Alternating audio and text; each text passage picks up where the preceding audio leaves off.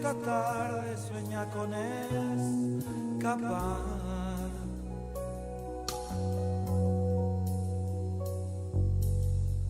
Con el enfermo que a esta hora muere en un hospital.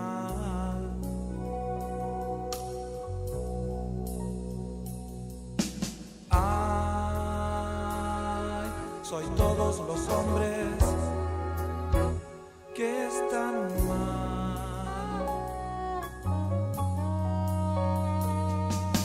Voy por todos aquellos que no están.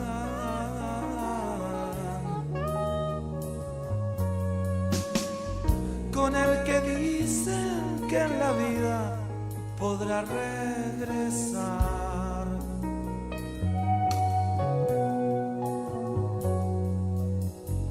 Con la mujer que espera al hombre que no vendrá jamás.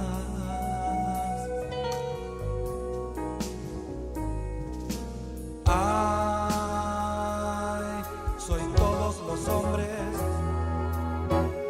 que están mal. Voy por todos aquellos. Muchas gracias por la acogida. Yo trabajo en Chile en una ONG que se llama Defensoría Popular, por eso quería hacer la precisión, producto de que nosotros somos un equipo de abogados, como bien dijo el compañero que nos antecedió, nos dedicamos a prestar asesoría jurídica a los llamados luchadores sociales, y en ese ámbito se encuentran los integrantes del movimiento Ocupa, los trabajadores, los estudiantes, y desde esta perspectiva los ayudamos y los acompañamos en los casos en que el accionar, las consecuencias de su accionar desencadenan la represión del Estado. Concretamente yo quiero hablar del caso Bomba porque es un caso reciente en la realidad chilena. Este es un caso que se articuló básicamente en el 2012 sobre la base de una investigación que se inició en el año 2004. ¿Esto por qué sucede? En primer lugar sucede, bueno, porque Santiago en el último tiempo, y concretamente hasta la fecha, ha habido 150 detonaciones de artefactos explosivos. La policía y las fiscalías no han podido a ciencia cierta determinar quiénes son los autores de estos bombazos.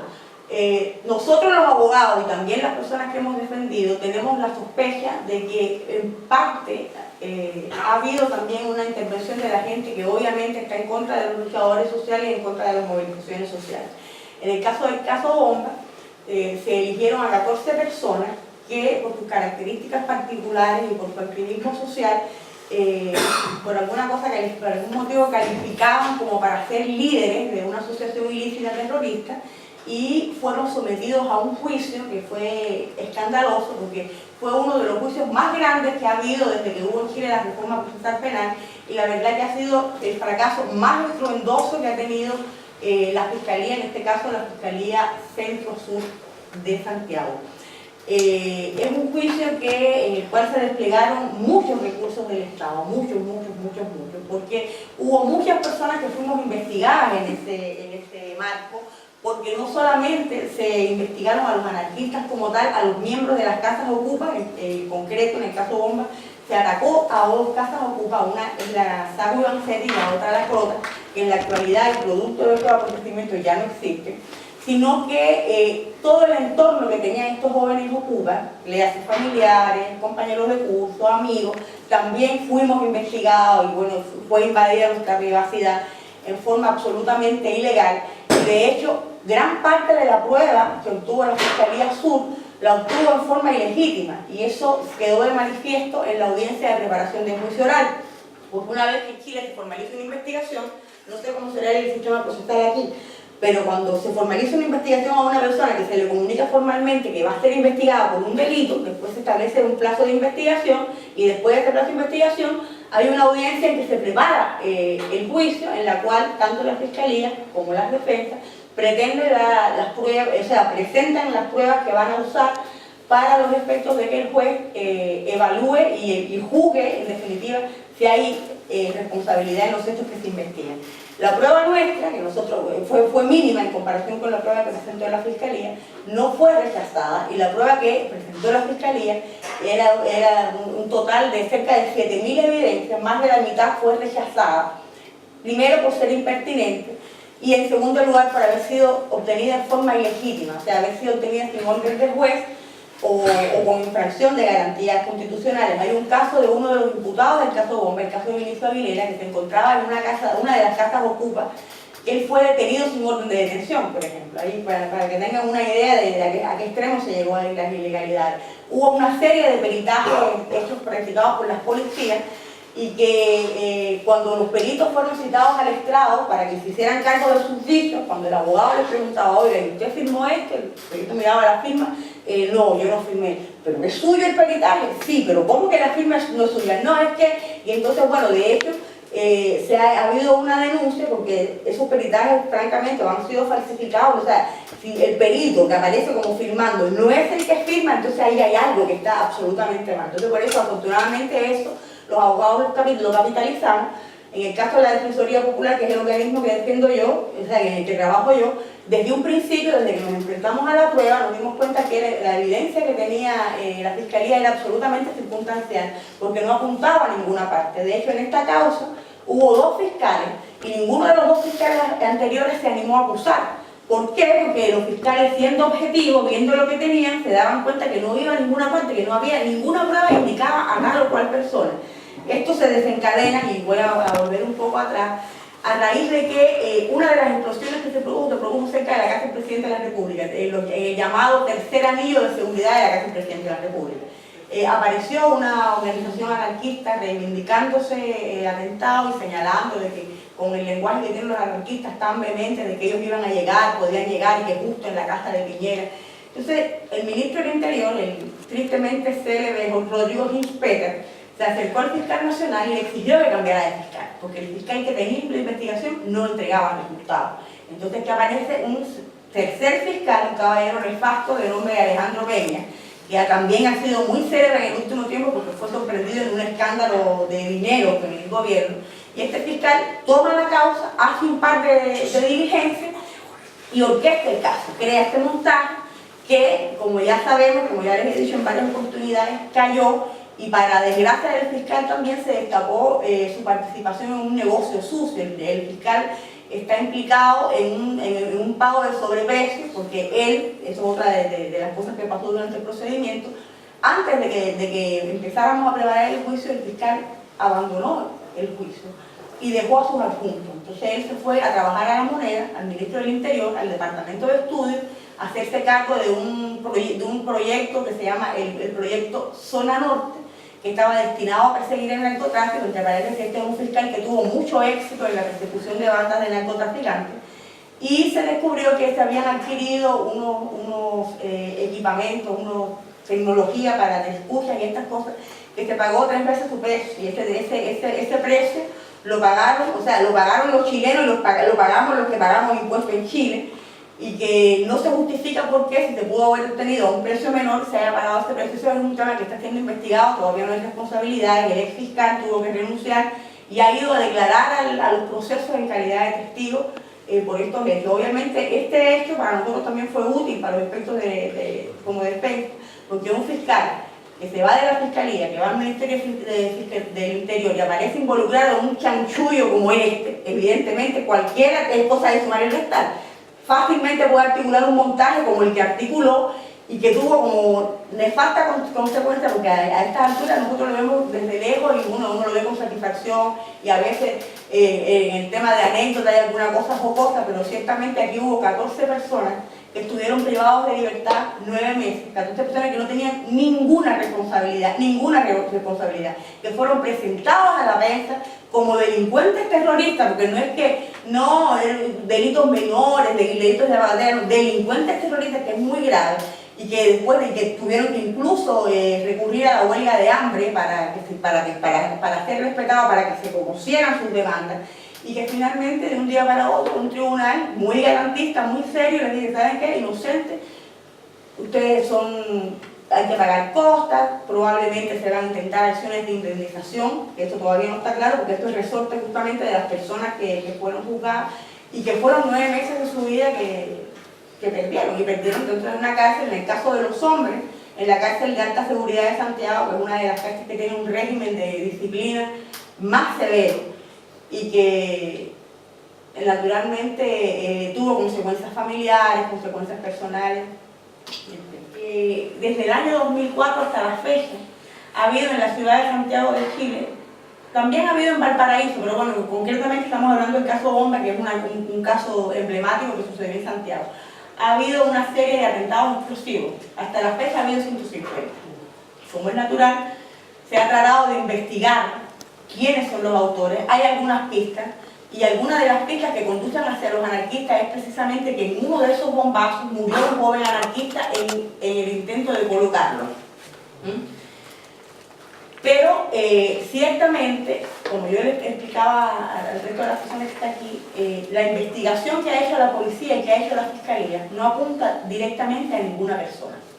O sea, ha habido muchos años de investigación, varios fiscales a cargo de la investigación, y no hubo ninguno que se animara a acusar. Y no es que no se animara a acusar porque no quería, porque hay un tema, hay un principio rector de la actividad de los fiscales, que es el principio de la objetividad. Y en función de la objetividad, el fiscal cuando investiga, tiene que investigar tanto aquellas circunstancias que aclaran la existencia y la responsabilidad en el delito, como aquellas circunstancias que eximen o atenúan la responsabilidad en el delito. Y si usted tiene una serie de evidencias que no apunta para ninguna parte, que probablemente esta persona podría ser, porque usted escuchó por teléfono que hizo una broma o que tuvo una conversación que podría ser, uno no condena sobre la base de podría ser, sino sobre la base de que es, más allá de toda duda razonable, como dice la ley chilena. Entonces, por esto es que se produce el caso Bomba, porque ha habido muchas explosiones y en el año 2009, justamente, hubo una explosión cercana a la casa del presidente de la República. El ministro del Interior dijo, no, aquí tiene que ir, yo quiero resultados. Y obviamente el yo quiero resultados es pasando por encima de los principios de objetividad que tiene que animar toda investigación judicial. Entonces él cambió un fiscal por otro, un fiscal con más ansias de poder, más ambicioso, un fiscal que además tenía un prestigio como persecutor de narcotraficantes, y ciertamente en esa actividad, persiguiendo al narcotraficante, él hizo un muy buen trabajo. Y entonces él trató de ocupar estas tácticas en la investigación de un delito terrorista. Y entonces organizó, digamos, un montaje, buscó a 14 personas, que no son, como yo explicaba, no son cualquier 14 personas, no es que salió por azar esta, pero él, dentro de los imputados, hay personas que son no de militancia anarquista, pero de simpatías anarquistas, y hay algunos de ellos que fueron sindicados como líderes de la Asociación Ilícita Terrorista, fueron miembros del movimiento Juvenil Lautaro. El movimiento Juvenil Lautaro es un movimiento, una organización político-militar que funcionó en Chile en la época de la dictadura militar y que continuó operando después de los 90. Pero continuó por muy poco tiempo porque la policía de la época infiltró esos movimientos y todo terminó con que estas personas cumplieron largas condenas en la cárcel de alta seguridad, alrededor de unos 15 años, y después de 15 años salieron en libertad y continuaron con sus ideas, claro, ya no desde la opción armada, porque estaba claro que la opción armada no era la opción, pero continuaron con el activismo social. Entonces era muy atractivo buscarse a un exlautarista condenado por ley antiterrorista como líder de una asociación ilícita que pone los bombazos en Santiago. Y sobre esa base, entonces, se articuló el montaje Bomba y el caso Bomba. Lo que quiere decir exactamente es que la investigación criminal es una investigación que realiza el Estado a través del Ministerio Público, que es el órgano que según la ley chilena es el que investiga los delitos. Entonces, si el Estado pierde, significa que la investigación del Ministerio Público no llegó a ninguna parte, que en el minuto que se le fue sometida al tribunal y que se rindieron las pruebas, perdió el juicio del Ministerio Público, el Estado perdió, ganaron los imputados, ganó la defensa, ganó el particular. Y además yo decía que había perdido estrepitosamente porque la sentencia que absuelve definitivamente a los anarquistas señala, porque ese fue un juicio muy largo, no solamente la investigación fue larga, fue largo el juicio en sí, y una vez que se dictó sentencia en primera instancia, que fue sentencia absolutoria, un tribunal oral compuesto por 3 jueces, y los 3 jueces estuvieron absolutamente, fueron unánimes. Aquí no hay un delito terrorista, ha habido un delito de daño, y ninguna de estas personas es autora de ese delito. O sea, es cierto que están los bombazos, es cierto que hubo daño, pero estos que están aquí no son los autores. Así terminó el juicio. Entonces la Fiscalía interpuso un recurso de nulidad ante la Corte Suprema. Entonces ellos van a la Corte Suprema, pidiéndole a la Corte Suprema, anúleme este juicio, volvamos a foja cero y empecemos el juicio otra vez. Y ya hay que anular el juicio porque se violaron nuestras garantías. Nosotros no pudimos presentar nuestras pruebas. Y bueno, como yo había explicado al principio, las pruebas de la Fiscalía fueron impertinentes porque, por ejemplo, yo les voy a explicar qué pruebas tenía la Fiscalía. La Fiscalía, ¿qué pruebas se eliminaron? Un póster de Guns N' Roses, una bolsa de pasas, un pendrive vacío, o sea, cosas como esas, o sea, unas cartas privadas, o sea, ese tipo de pruebas ellos juntaron. Entonces, claro, el juez de garantía que recibió la audiencia del juicio, cada vez que la defensa decía, señoría, esta prueba es impertinente, examinado, ¿por qué es impertinente, señor defensor? Por esto. ¿Por qué usted cree que es pertinente, señor fiscal? Por esto. ¿Sabe qué? Es impertinente. Fuera. Y ya les digo, de 7.000 evidencias, con más de la mitad salieron en la audiencia de reparación. Entonces los fiscales obviamente se sintieron pasados a llevar, y ellos sintieron que sus garantías fueron violentadas, y como fueron violentadas sus garantías, entonces como no pudieron probar sus pretensiones, el juicio debía anularse y hacerse otra vez. Y la Corte Suprema, que es un tribunal muy conservador y muy cuestionado en Chile, muy cuestionado, porque a menudo sale con uno desaguisado, que uno no entiende cómo estos jueces pueden resolver así, señaló una cosa que es muy curiosa, es el tema de que las garantías que están establecidas, las garantías que establecen los tratados internacionales de los derechos humanos, están a favor de las personas, no a favor del Estado.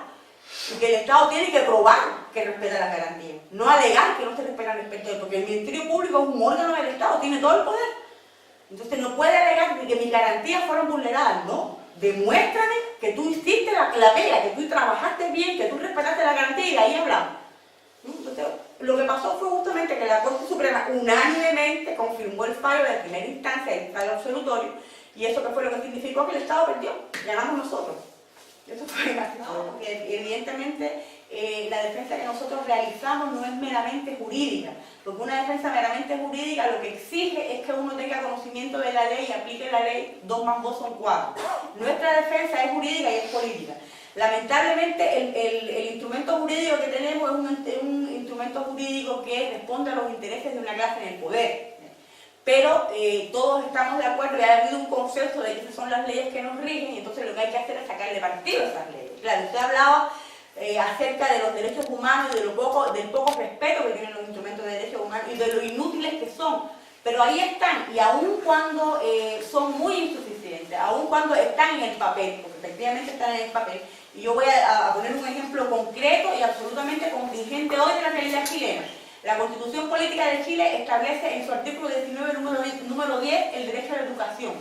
Bueno, hoy los jóvenes chilenos están movilizados en Chile porque no se respeta su derecho a la educación. Evidentemente, eso es una declaración de principios, y es tan declaración de principios que la vulneración del derecho a la educación no se le puede exigir al Estado por ningún medio.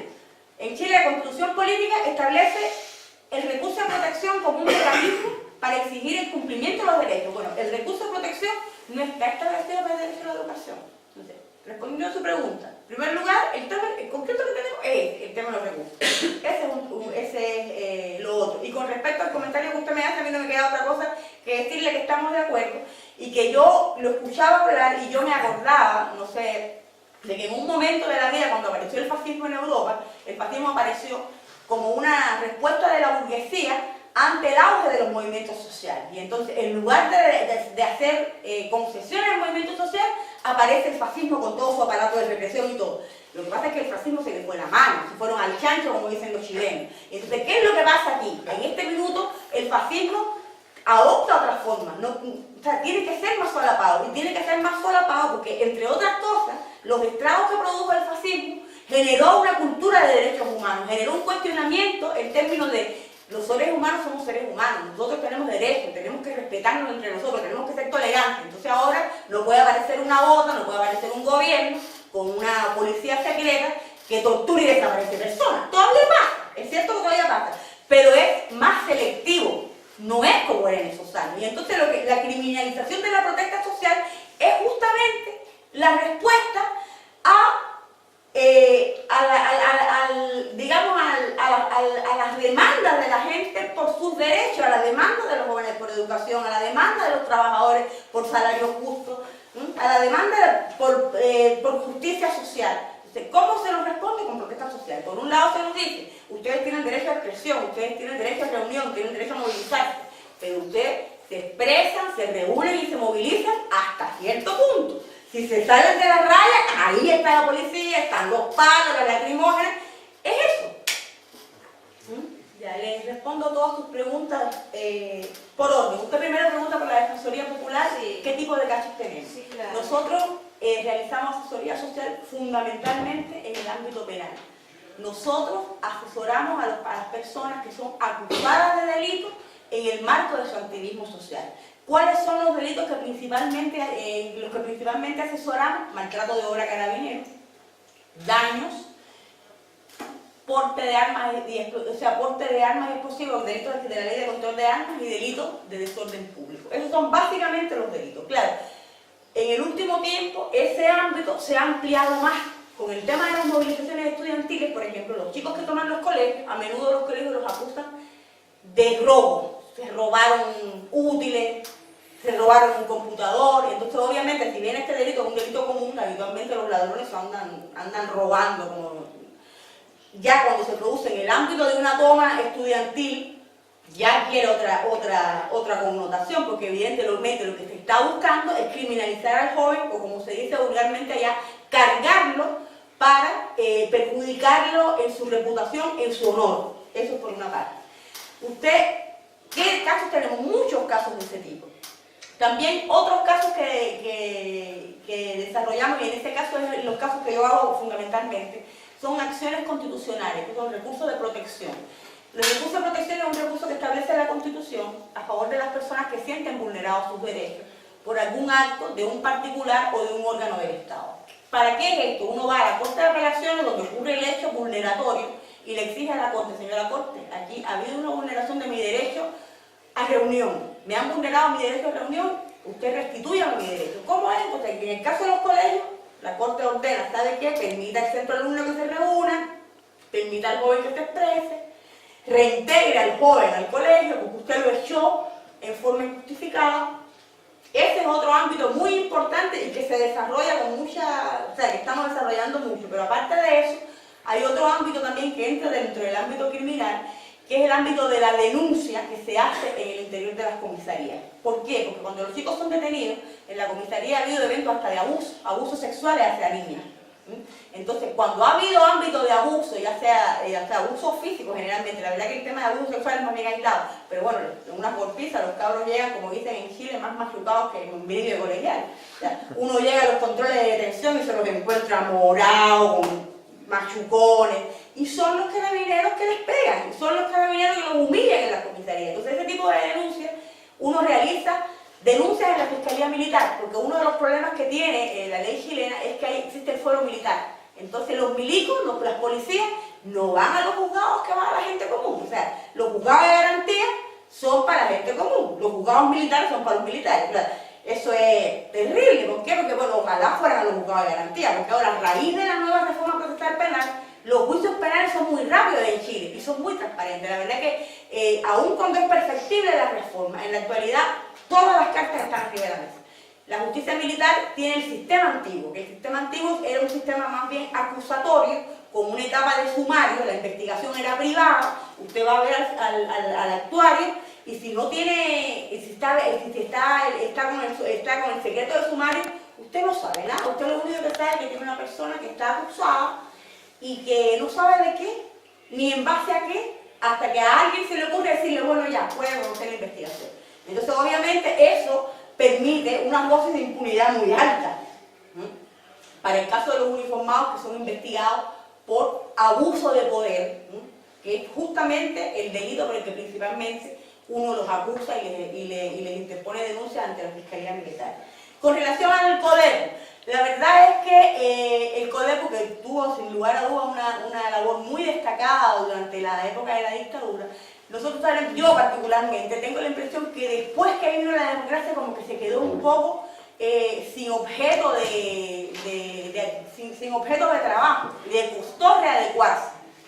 ¿Por qué? Porque bueno, ellos básicamente apoyaban a los presos políticos de la dictadura, los presos políticos de la democracia. No todas las personas del mundo de izquierda los reconocen como presos políticos, porque si hay una democracia no hay presos políticos. Particularmente la opinión de mi organización, aun cuando en esos años todavía no existíamos como organización, presos políticos son todos los que se oponen al sistema, cualquiera sea el sistema. Entonces no me pueden decir a mí que un preso que está en contra del gobierno de Bachelet, por decir de algún modo, de un gobierno que fue ampliamente apoyado en Chile, no es un preso político. Claro que es un preso político porque tiene un cuestionamiento a esa gestión. Y el hecho de que la Bachelet sea una presidenta elegida democráticamente no significa que no pueda hacer las cosas mal y que no sea cuestionable su gestión. Entonces, el CODEPO en la actualidad se está rearticulando otra vez, y eso para nosotros es una excelente noticia. Nosotros conocemos a los colegas del CODEPO, de hecho les debemos mucho a los compañeros del CODEPO.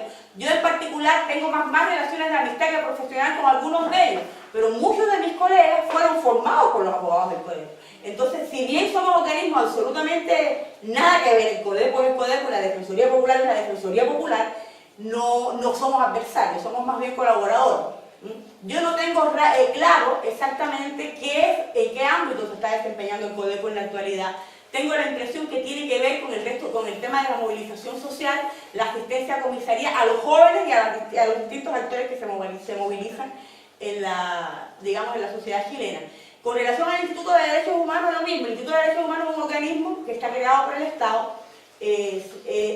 Mi opinión, y en este caso absolutamente personal, muy personal, es que se creó porque tiene que haber un organismo de derechos humanos y el Estado de Chile tiene que demostrarse como un Estado respetuoso de los derechos humanos. Pero los colegas del Instituto de Derechos Humanos, que son muy capaces, son muy buenos colaboradores, tienen las manos atadas, porque en estas situaciones en que hay alumnos movilizados que van a las comisarías, ellos pueden ir a las comisarías, pero no los pueden representar judicialmente.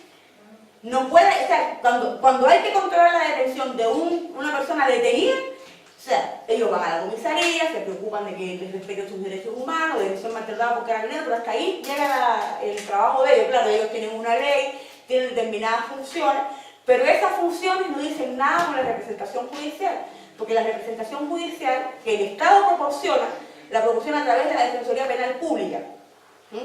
Y la Defensoría Penal Pública, aún cuando, insisto, hay muy buenos colegas, hay abogados muy comprometidos, pero el tema es que ahí es mucho el volumen de causa que llega. Y a menudo los colegas de la Defensoría Penal Pública lo que proponen es que se suspendan los procesos. ¿Por qué? Le voy a poner un caso concreto. En Chile existen formas alternativas de solucionar el procedimiento, de resolver la contienda judicial en temas penales. Si usted es primerizo, está imputado por un delito que tiene un rango de penalidad menor, cuando usted llega al control de la detención y el juez le pregunta, el juez le ofrece, si usted se hace responsable, usted me dice, sí, magistrado, yo le suspendo el procedimiento por un año. O sea, se para la investigación aquí durante un año, usted me da un domicilio, y si usted me da domicilio y durante un año no se me mete un problema, yo lo sobreseo y aquí no ha pasado nada. ¿Ya? Entonces, la tentación es muy grande.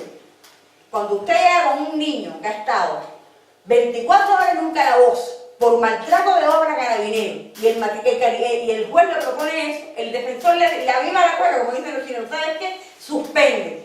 ¿Qué es lo que dice la Defensoría Popular? ¿Lo hiciste o no lo hiciste? No, yo no lo hice. La Defensoría Popular, nosotros, ¿qué es lo que hacemos nosotros? Nosotros le explicamos que existe la suspensión condicional del procedimiento, pero que también tiene derecho de ir a juicio y que tiene derecho de demostrar que es inocente. Y una forma de luchar y de darle la pelea al Estado es de ganarle con sus propias reglas. Entonces, si a usted lo están acusando de haberla maltratado a un carabinero y usted tiene elementos que prueban que usted no lo hizo, y además la fiscalía, los elementos que tiene la fiscalía no son suficientes para demostrar que usted hizo un maltrato, hay que dar la pelea y hay que ganarle al Estado y hay que ganarle con sus reglas, ¿ya? La Defensoría Penal Pública, por razones obvias, porque obviamente nosotros solamente defendemos los casos que nos convienen a nosotros, o sea, los casos que nos gustan a nosotros, que son los que están vinculados con la práctica social. Claro, nosotros podemos darnos el lujo de sus casos que vayan a juicio, probablemente ellos no. Claro, si yo defiendo a una persona que está siendo perseguida criminalmente por otro delito, un robo, una receptación, y le conviene suspender, que suspenda mejor, ya es menos trabajo para mí. Que es lo mismo que pasa con los colegas públicos, pero en el caso de los colegas públicos, estas causas que son pequeñas les quitan tiempo para las causas que son mayores, porque aún cuando hay delincuentes que cometen delitos también tienen derecho y uno tiene que preocuparse de que sean condenados por lo que efectivamente hicieron, no por más que eso. La verdad es que el cambio que hubo, la reforma procesal penal que hubo en Chile, cambió del sistema acusatorio al sistema inquisitivo. ¿Cuál es la diferencia? En el sistema acusatorio, que es el sistema antiguo, la causa penal se iniciaba por denuncia o querella. Se abría una investigación que era conocida como sumario y ese sumario era secreto. Nadie sabe, muchas veces los abogados se burlaban del secreto y del misterio del sumario, porque uno llegaba al tribunal y uno presentaba escrito y hacía solicitudes a lo loco, porque no sabía qué es lo que había en el expediente. Una vez que se cerraba el sumario, el juez, que era el que realizaba la investigación, acusaba. Entonces uno ahí, el abogado, se enteraba del sumario para contestar la acusación. En la actualidad, ¿qué pasa?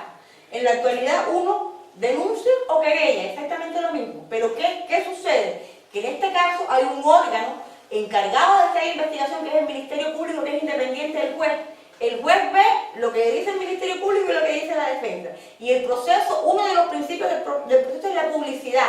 Desde el primer día que se formaliza una investigación, la investigación es pública para los intervinientes, tanto el abogado defensor como el abogado, el querellante particular, en caso de que haya un querellante particular, el fiscal, todo el mundo tiene, en teoría, y te digo que es en teoría porque la verdad que en el caso Bomba hay algunos chascarros y algunas trampas que trató de hacer el fiscal para que las defensas no se enteraran de los... Pero eso es una cosa realmente excepcional. O sea, en general, y lo que pretende el sistema es que haya la mayor publicidad, que todo el mundo se entere. Y claro, los juicios son más cortos, porque en el caso del sistema acusatorio es un procedimiento escrito, de escritos van y escritos vienen. Tú, abogado defensor, presentas una solicitud, el otro presenta al otro, el tribunal resuelve, una apelación, se va a la corte, vuelve de la corte. Ahora no, ahora las audiencias son públicas y son orales. Nosotros llegamos al juicio, está el juez, está el fiscal, está la defensa, el fiscal habla uno, el juez resuelve ahí, de inmediato. ¿Ya? Entonces, claro, el juicio de Bomba se demoró particularmente de aproximadamente como 2 años, pero ese juicio en el proceso antiguo se había demorado 5. Seguramente, muchos más. Ahora no, ahora es mucho más rápido. Ahora, por ejemplo, hay determinados juicios, cuando hay determinados procedimientos, o sea, dentro del proceso penal, hay un procedimiento que es para la falta, hay un procedimiento que es el procedimiento simplificado, que a veces en un día se hace el juicio y sale la sentencia el mismo día. Máximo, no sé, cuando hay más pruebas, cuando es un poco más complejo, puede durar varios días. Pero no es usual que un proceso dure meses. El caso Bomba es especial. Hay otros casos que han durado muchos meses. Por ejemplo, el caso de los comuneros mapuches, a menudo son juicios largos, pero es por la naturaleza del juicio, por la naturaleza de la prueba, por los intereses involucrados. Pero la gran mayoría de los casos se cocinan de inmediato.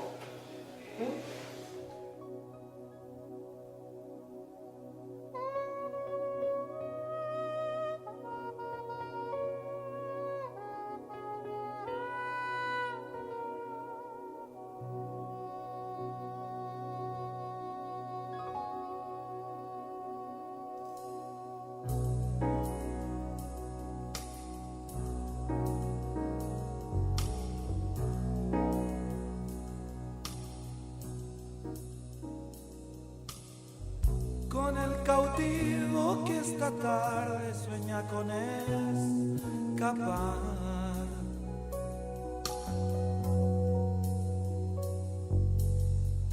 Con el enfermo que a esta hora muere en un hospital.